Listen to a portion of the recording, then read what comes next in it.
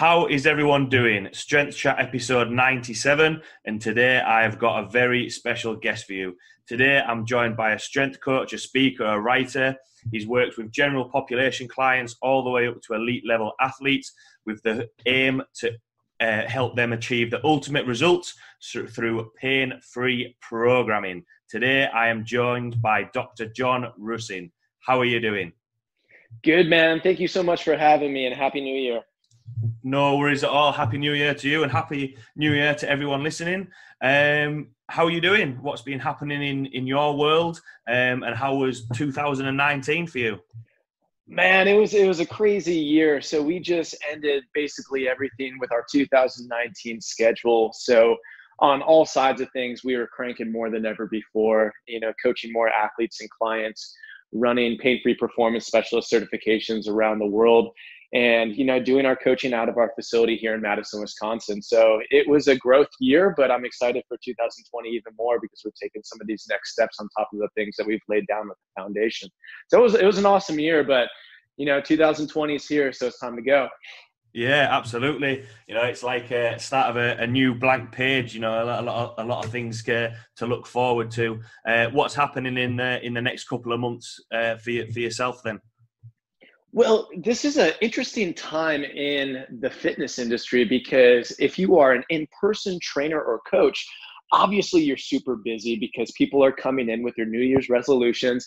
They're trying to increase their frequencies. They're trying to lose the holiday fat and go nuts. But in terms of the education side of things, because personal trainers and strength coaches are so busy, we have the entire month of January off. So there's no pain-free performance specialist certifications that are going off in January. And we're starting off the year in February in Austin, Texas, with our team going out there at the Honored Academy. So, we're using the next 4 weeks to really dial in our coaching for our clients and our athletes, really improving some of our systemization and trying to just kind of recover after a huge year. So, there's more of the back end work happening right now with development, but, just trying to, stack the cards in our favor for the rest of 2020. Yeah, it's a good point because January everyone was wanting to get back into the gym after maybe a week or so off over the Christmas period. So I think that's a good sort of thing to do. Sort of get everything in place and have a look at starting everything in February from an education point of view, like you mentioned. So for everyone listening who might not know your background and how you've progressed throughout your career, just want to give a little bit of a background to yourself? For sure. Well, I'm a sports performance specialist, but I also have a background in exercise science, exercise physiology, and physical therapy. So we run a pretty integrated model of performance, and it's been something that I started off with high performance athletics at the Division I level in college here in America, and then also up into the Olympic level worldwide, but now really sit in general fitness population and end consumers with our coaching. But also I am running a certification course that last year certified almost 2,000 fitness professionals across the world. Wow. So doing coaching, doing education, but the basic mission of everything that we do is pain-free performance training, meaning that we are going a little bit deeper diving into physical preparation. We're trying to program a little bit more intelligently for our clients so they can stay resilient, not only in the gym, but when they leave the gym and go out into their daily lives. And trying to have a compounding effect of actually learning a thing or two with the process of our coaching and our education so they can become autonomous and self-sufficient with their bodies for life so they don't ever have to pay the repercussion of pain, injuries, or burnout. And it's a more compounding effect of getting stronger, getting leaner, getting more muscular, moving better year after year at any age. Yeah, absolutely. What you're mentioning there, and was one of the biggest reasons why I wanted to chat with you and pick your brains is, that the whole mentality of pain-free performance to make sure that they're achieving the goals that you've mentioned there, but also exactly like you've said, mentioning that they actually learn something as well. And from the content that you put out there, I try and take that in and try and use that as much as I can with not only my own clients that I'll coach, but also in my own training as well, because I'm sure yourself from a coach, and maybe even from your own training, and for people listening, they've had some form of pain through training, and the more that they've looked and found better information and found better ways of doing things, they've actually improved and had better results, rather than using some other training methods which causes pain, which isn't what we're after. Yeah, it's interesting because pain is a highly complex subject. I mean, it is one of the most complicated phenomenons in human physiology. But when we look at it from a training perspective, like we're thinking about non-clinical pain, non-clinical level pain, meaning that it's not something that you have to go in and get treated or diagnosed with. It's something that is that low level, lingering ache and pain that just is annoying enough that you can't do what you want to do in the gym or in your daily life.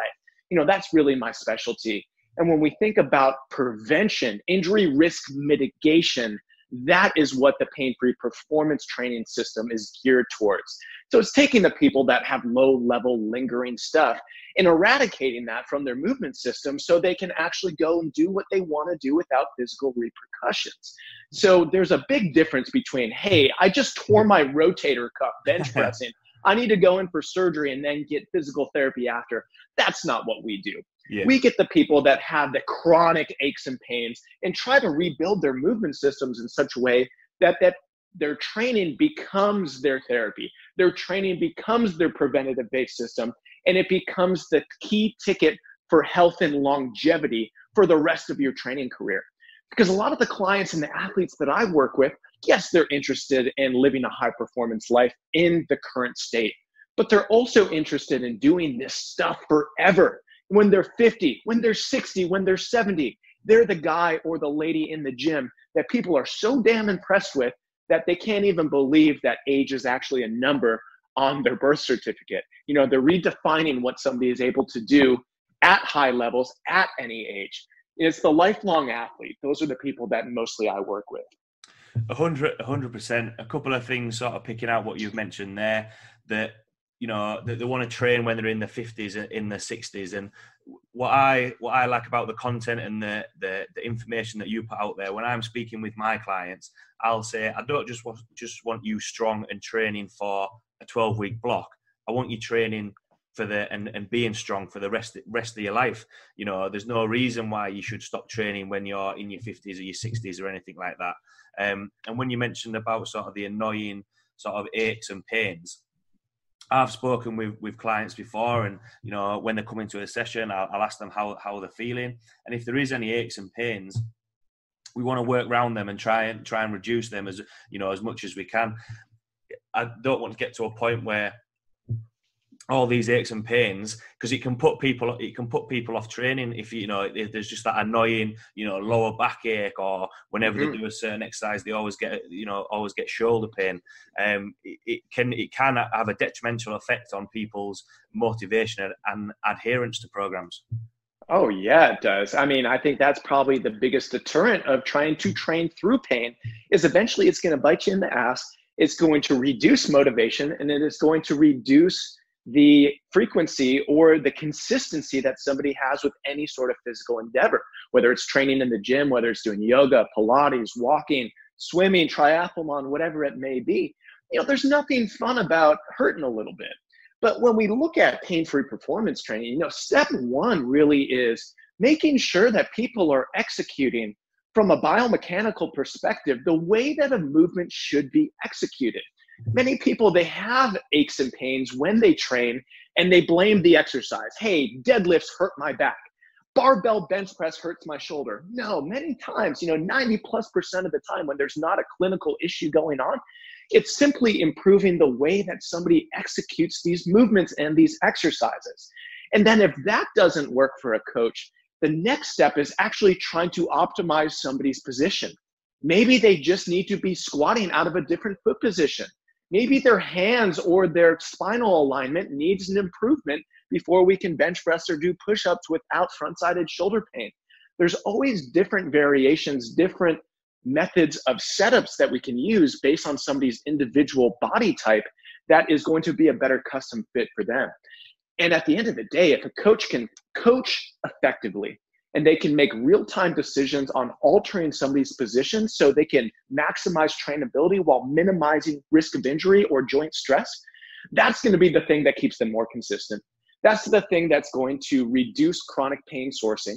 And that's ultimately the thing that is going to lead to better muscle strength, performance, hypertrophy, mobility, endurance gains across the board. It's going to make you a stronger, more resilient human. That's what we're after. 100%. I couldn't agree more. I think the whole thing of cookie cutter programs or a one size fits all, I don't think that's the case. Everyone is their own individual, and they might need a different variation or a different sort of tactic or coaching side of things to make sure that they're getting those best results. Yes, people will do similar exercises, and I'm sure we'll get onto it later in the chat about training movements. Everyone needs to do those foundational movements, but the exercise variation might differ from person to person. That sort of goes into the first question that I wanted to pick your brains about. You mentioned there about therapy could actually be the training side of things. And the phrase sort of functional training gets thrown around quite a lot, and I know you have the functional hypertrophy training plan. To you, what is the definition of functional training? I get this question asked a lot, and it is an ambiguous term, and it is kind of an open-ended term, and it is not as simple as the way that people like to answer this is, as long as you have a goal, it is functional for you. That's kind of fucking bullshit. I'm sorry to call that out, but it is. I truly think that functional training means that you can dominate positions volitionally from toes all the way up to your head, and you can have a rhyme and a reason of what every integrated portion of your body, region of your body, and sling portion of your body is doing during a movement. So the bench press can be highly functional. A deadlift off the ground can be highly functional, just the same as a plank or a face pull. But I think that the way that somebody actually goes in and respects a movement, respects the exercise, and actually has a full body integration, that is my definition of functional training. Full body integrated training for every aspect of the human movement system, no matter the exercise. So we don't just go, hey, I'm doing push-ups, so this is a shoulder exercise, and you leave your hips down on the ground. You leave your spine contorted, and your feet are just flailing around on you. No, you are strong, you are tight, you are braced, you have co-contractions everywhere, and you dominate every aspect of a range of motion of an exercise. That to me is functional training. Yeah, a key thing I picked up on there when you mentioned dominate the exercise. That's a cool way to think about it in my eyes, because when I speak to the clients that I work with, and from the post that you've put out there, when people are stronger, I think they carry themselves a little bit better. It's not just physical, but it can also be mental as well, that they feel a little bit more confident and all those sort of things. And, if they can dominate a movement, then they're more likely to progress. And, like what we mentioned before, if they've got little niggles and pains, they are not going to adhere to the program. But if they're feeling like they're dominating that exercise and they feel that they're progressing and they're putting muscle on, getting stronger, that's only going to help them, achieve their goals. When you've mentioned, but that's the biggest secret, right? It's everyone thinks when they haven't trained seriously or at a high level or given movement training the respect that it deserves, that this is singularly just a physical modality. Yeah. Training is to get physically stronger. That's a misconception out there, because I know from my own training, I know from my clients and my athletes training, it's not only getting bigger or stronger or looking like they are more jacked in the mirror, better six packs, bigger asses. That stuff's all important. Yeah. But I think there is a certain empowerment to strength training. There's a certain empowerment to training hard and really putting it all on the line every session that you have and respecting the process. Because a goal for my clients are that every single training session they do, they feel better after the session than they did before they started it. So it is the spark that adds to their lifestyle. It makes them better businessmen. It makes them better mothers. It makes them better leaders. It makes them better parents. They're able to live with better energy.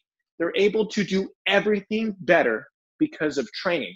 And that's not just physical, that's mental, that's emotional, that's psychological. At the end of the day, the biopsychosocial physical model of training, that is what we need to be more focused on, because that is what's going to keep people consistent for the long term.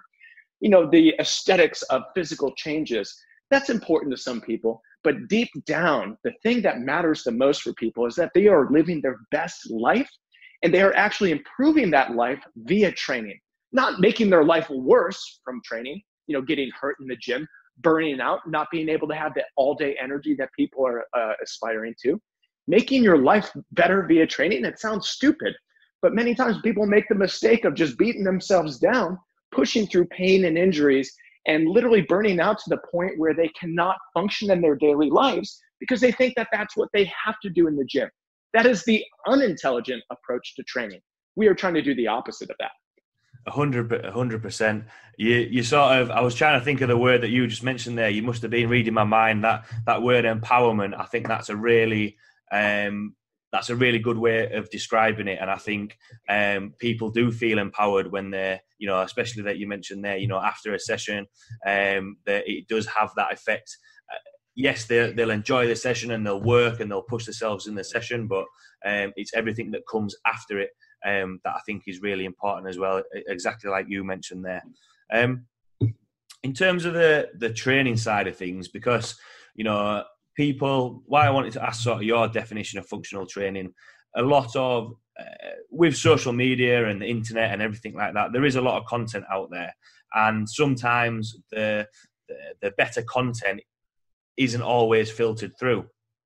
And with sometimes functional training, do you think in some areas of training, it can just be an excuse to just, you know, program crazy exercises and just put a stamp on functional training just as an advert, rather than what we've just chatted about there, instead of rather, you know, empowering them and making sure that they're pain-free? What are your thoughts on that?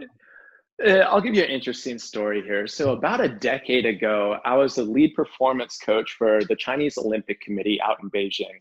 So my job consisted of programming for 16 of the Olympic teams.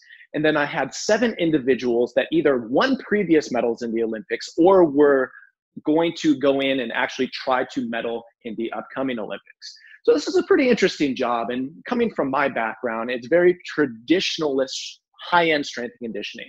So we're doing things, quote unquote, functional training in the Western world.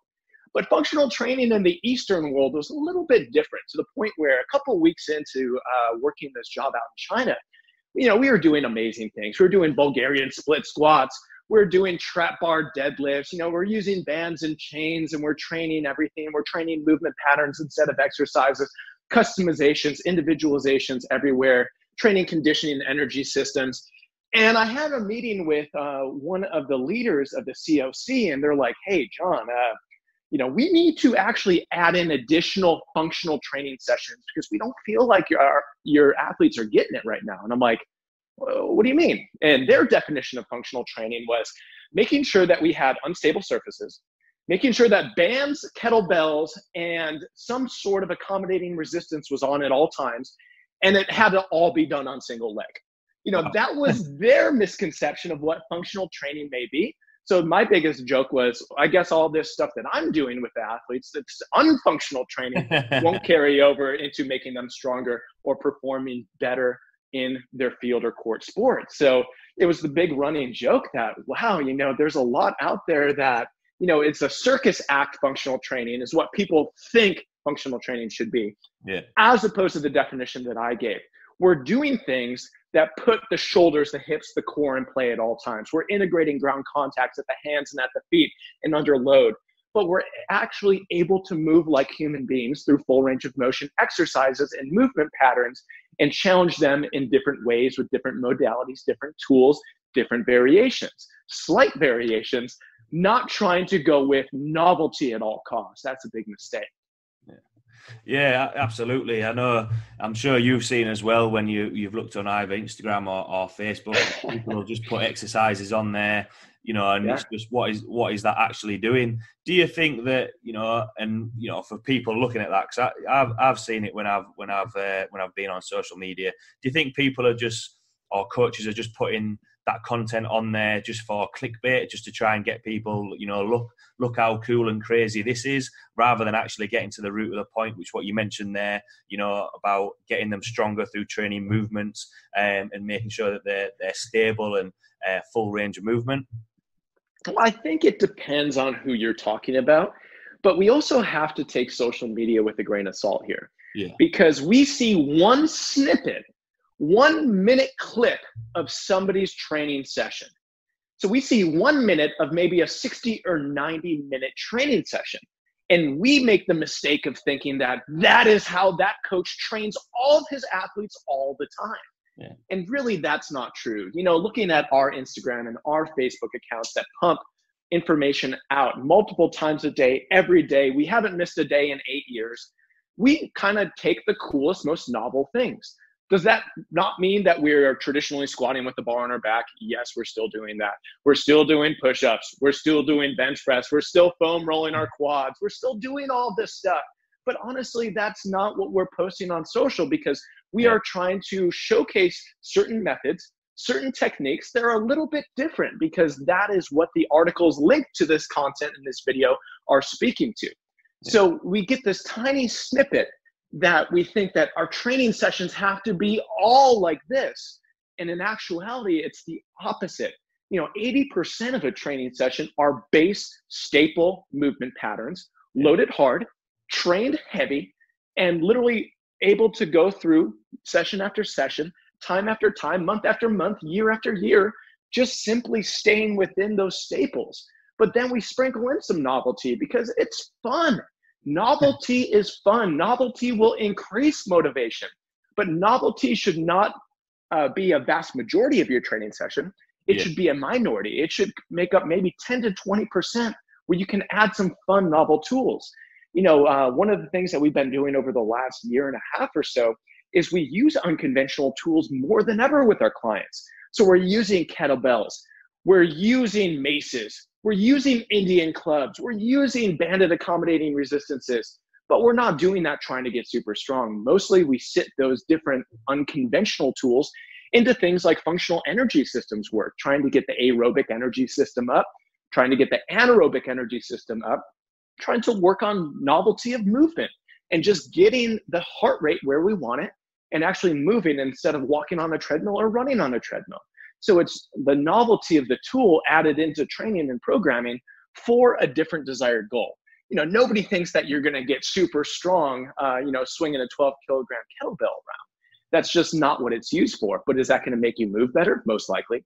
Is it going to make you acquire a new motor skill? 100%. Is it going to be fun because it's going to be a challenge and it's something new for the client or the athlete? Hell yeah.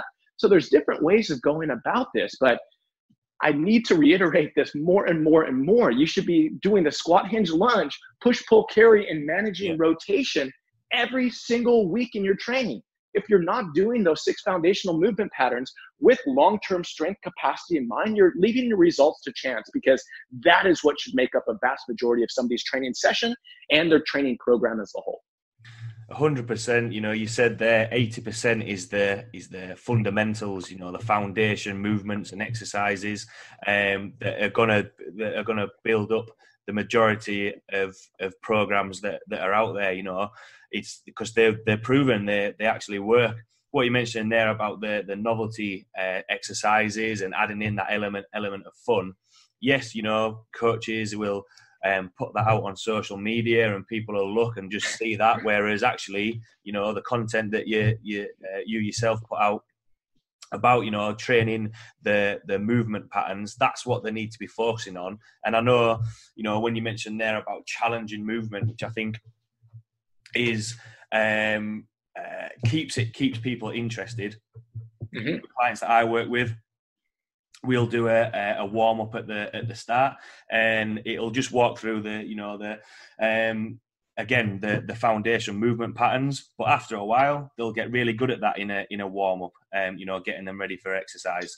But then it'll be, in the warm up, we might throw in just a few variations, just so that, they're getting challenged a little bit more, and it's something new. Because if you just do the same thing over and over again, again, what you mentioned there about people sticking to the program, they're just going to get bored.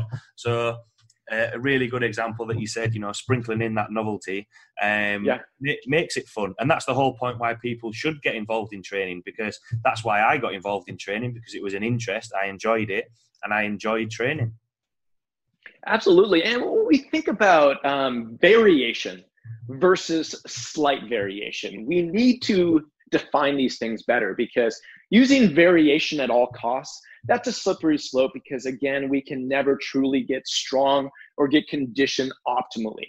But when we use slight variations, a novel training method that we use, and a programming method that I've had a huge amount of success with programs like functional power training, functional hypertrophy training, is that we use a blueprint-based approach anywhere from 3 to 6 weeks at a time.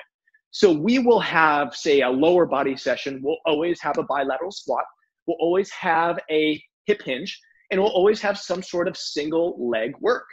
But that might look different exercise to exercise, week by week or month by month. So we might go from reverse lunge into a deficit split squat, into a forward lunge variation, into a Bulgarian split squat, with that single leg block of the blueprint in a lower body session.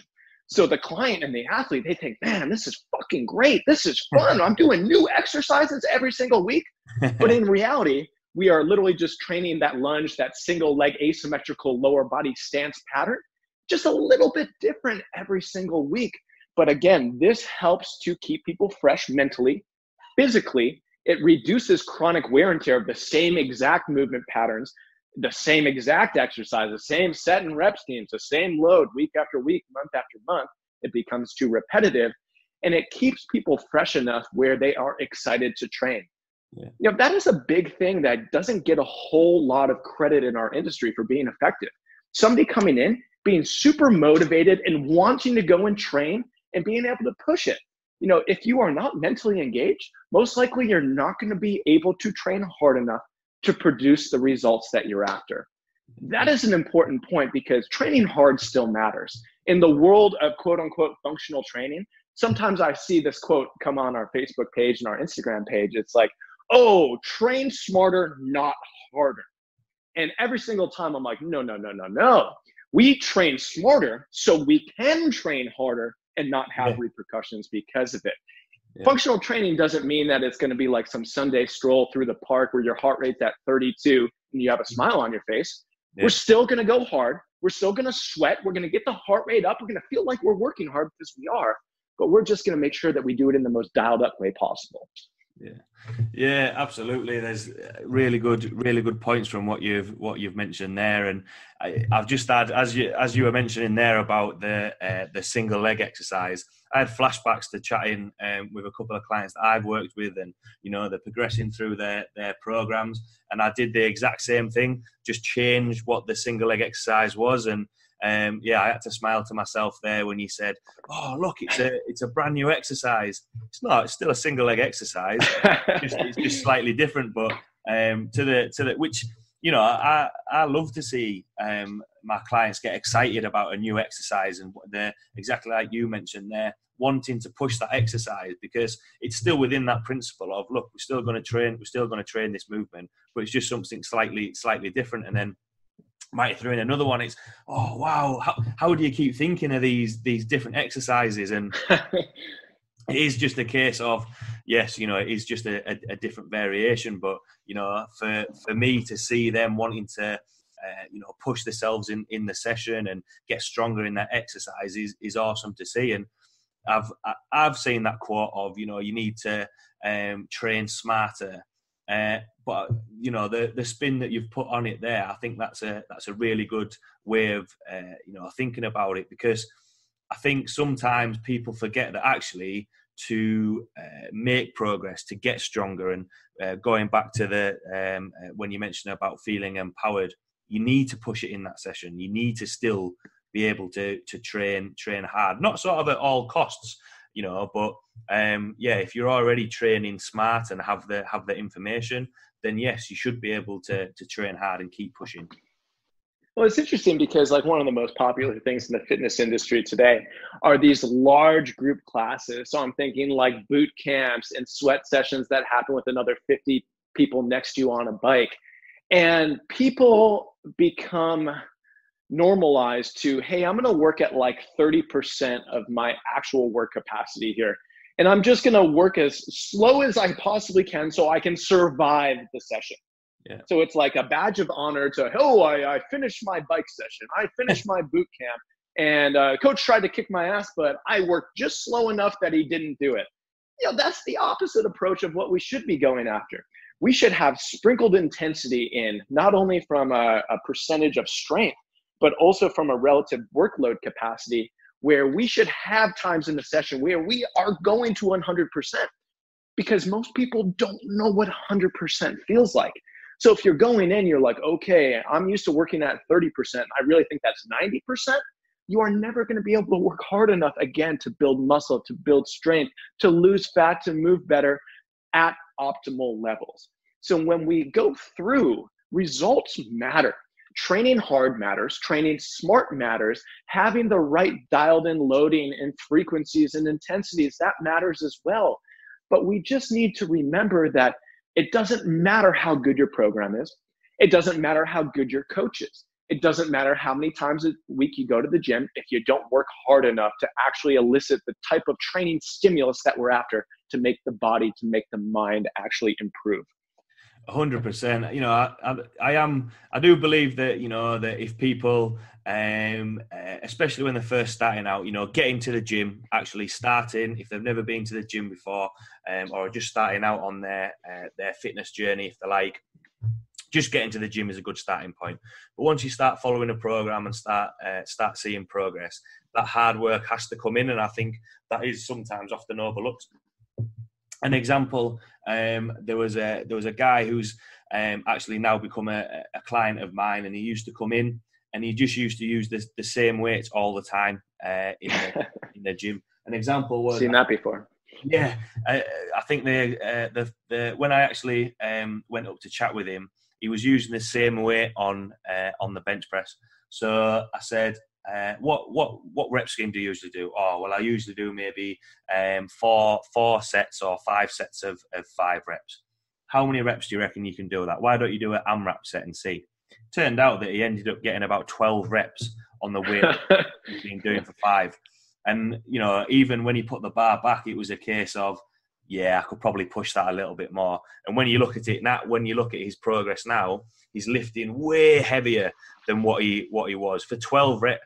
That he's doing sets of 12, you know, heavier than what he was doing, you know, sets of 5 for when he was just coming in and going through the motions. And, you know, that conversation of, look, you know, sometimes you need to push it a little bit more. You don't need to be at 100% all the time, but you need to work through those ranges and to actually see progress. Because if you're just going to do the same thing all the time, nothing's going to change. You need to put the work in to create that change.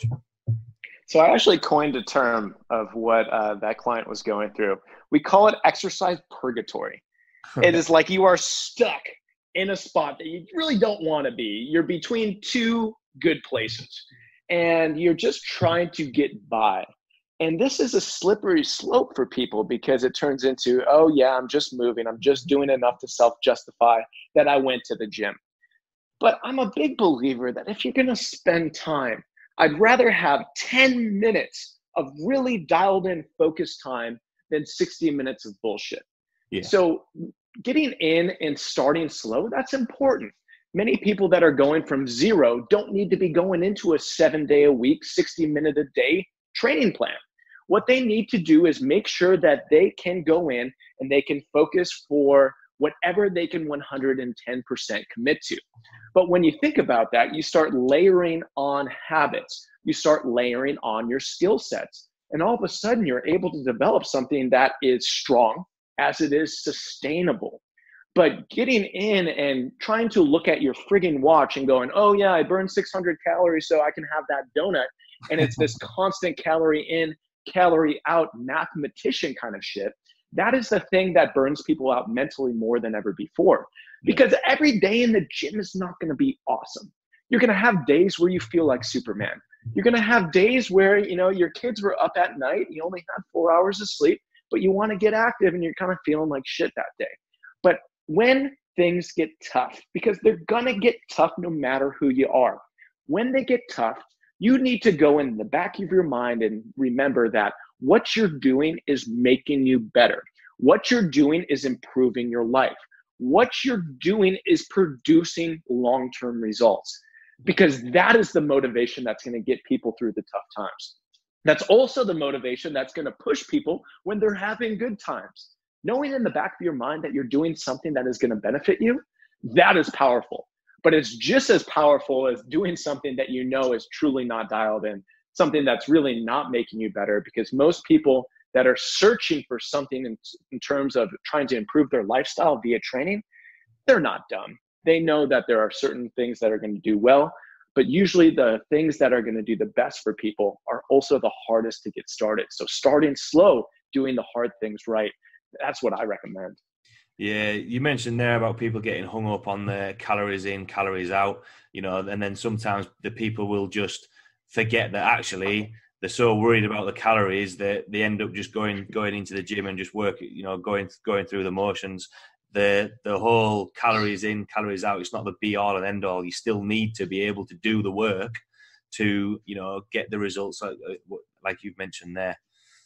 Well, I definitely believe that, you know, when you go in, nutrition needs to be the yang to the training yang. Yeah. But when you are eating, when you are in the kitchen, yes, we should know the calories. You know, you should know what is entering your body. But we make the mistake of going into the gym and thinking under the same lines. The gym is not about burning calories. The gym is about getting stronger. It's about moving better. It's about being able to work all physical disciplines simultaneously. And you know what? If you burn some calories, awesome. Yeah. But it's really far easier to make sure that you know what you're eating than trying to chase the cardio bunnies on the cardio deck every Saturday and Sunday after you go out and drink 10 beers on the weekends. You know, it's that's something that leads to chronic pain, injuries, and burnout more than ever before.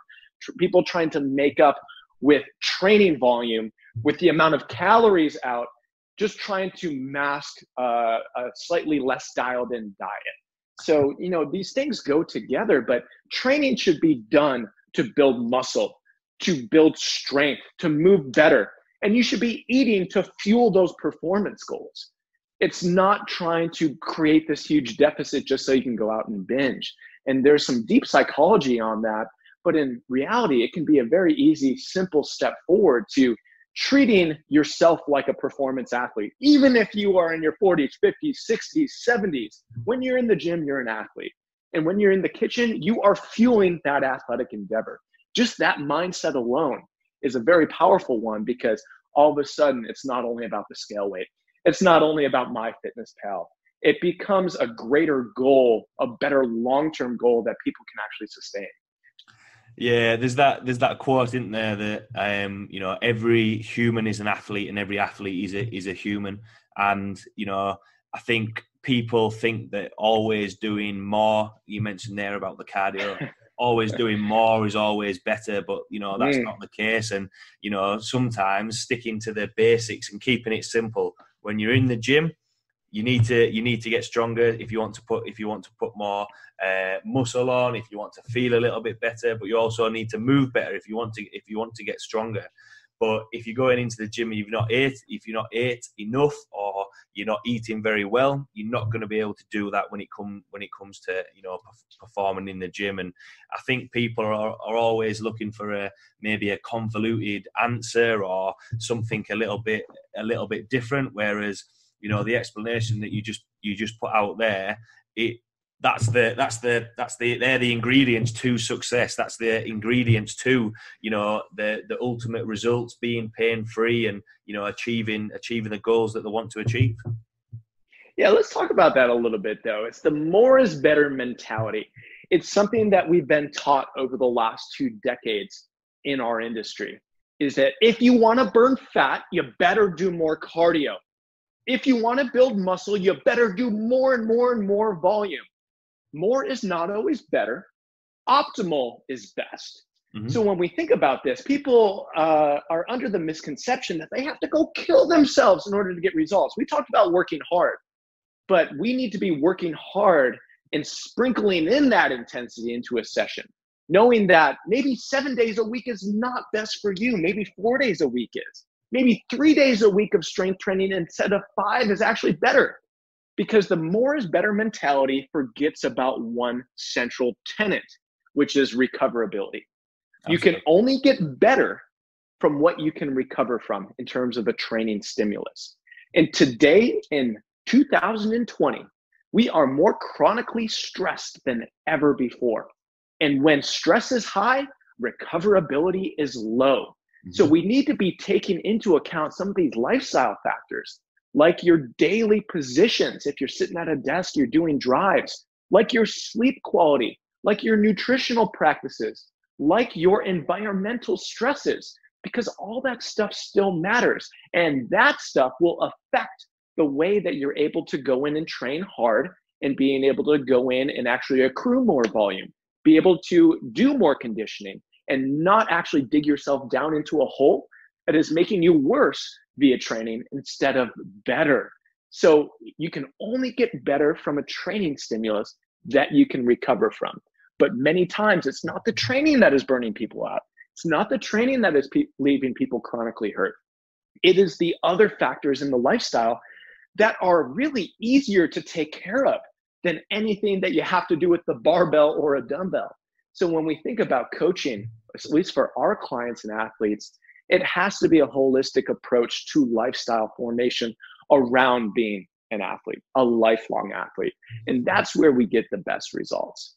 Absolutely. When you mentioned about that, what came to mind was in the gym just before Christmas and working through the programs, and I had 2 clients. One of them had 4 sessions, and the other client had only 3 sessions. The client with the 3 sessions travel around a lot with work, and could be away maybe 4 days of the week. So it might be that they had to maybe do 3 days in a row. And the sort of argument was, oh well, why does that person have 4 sessions and I only have 3?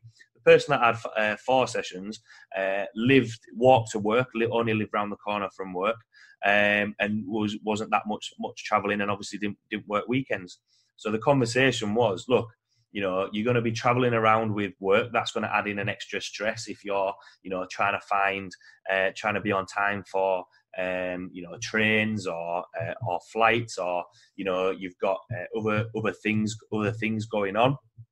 Whereas if you only have to, walk around the corner to work and things can be a little bit more relaxed, you have that time to recover.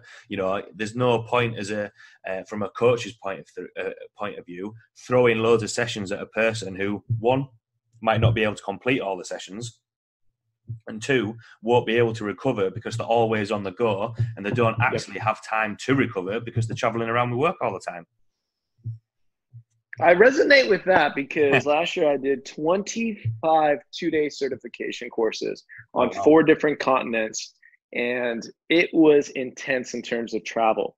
But, I am my own first client, so I program for myself still, and it was something that I really needed to, take into account, the chronic stress load on the system. Being on a 13-hour flight over to Hong Kong is a totally different ball game than having to drive 30 minutes away to go and do a training session locally here. So, the more is not better mentality, better is very important. But also taking into account training different disciplines with different focuses when you're not feeling the best. Yeah. There's nothing wrong with going into a session knowing that, hey, I am under recovered today.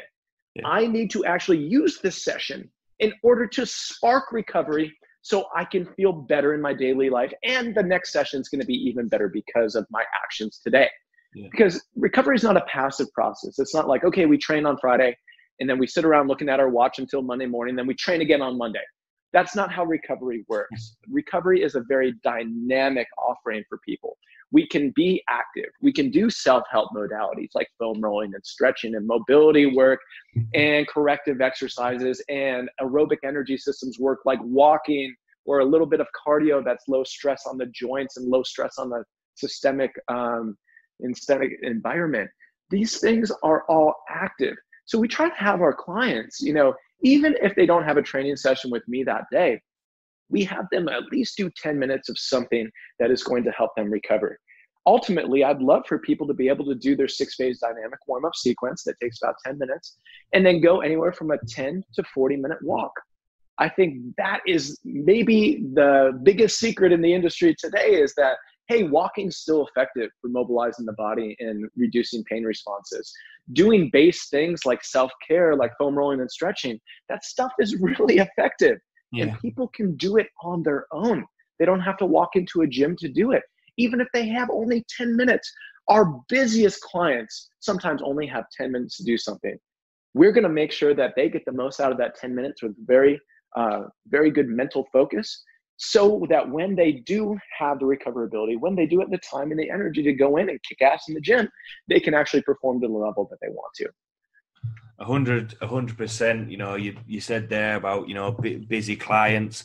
I think there is a feeling at the minute, or a culture at the minute, that I think you mentioned it at the start of this chat as well, that everyone is at the highest stress at the minute, and there's always everything that needs to happen right now. Whereas if we can give clients those 10-minute routines or stretches that they can do by themselves, whether it be at home or at work, then when they by the time they get in for their session, that all the emphasis is on that session, and they can make sure that that's the best, which I think is a key word, rather than quantity. Make sure that they get quality sessions, than just just running themselves into the ground or walking out of the gym thinking, what have I actually done here today? Absolutely. Just going back to the training side of things, I think there was quite a good topic conversation that we had there. For the foundations, when you mentioned that 80% should be training those movement patterns, push, pull, hinge, squat. Why is that so important compared to trying to focus on specific muscles? And where do you think sometimes people can go wrong when it comes to the programming side of things in terms of training movements? Well, every human has to develop in a certain predictable way. From birth on to about 12 to 15 months of age, every child will hopefully get up to the point where they can get on 2 feet and they can start walking. But from birth up to walking, we have to actually master some of these fundamental movement skills. And that's where the 6 foundational movement patterns come in. Squatting, hip hinging, single leg, pushing and pulling at the upper body, and some sort of locomotive skill. These are things that are fundamental to being a human being. And we see problems in the industry today, especially with people that plateau their performances, or more so people that have chronic base pain and injuries, is that they simply have learned disuse of how a human should be able to move, or how they once moved at a portion of their life. So people have forgotten how to hip hinge. They haven't trained single leg nor used single leg in 2 to 3 decades, but we live a vast majority of our athletic life in single leg. Yeah. We don't access overhead positions because, again, we don't have to in our daily lives. And really, when we break it down, your training should be supplementing in all the things that make us human. And if we can think about it like that, how can we neglect a human movement pattern?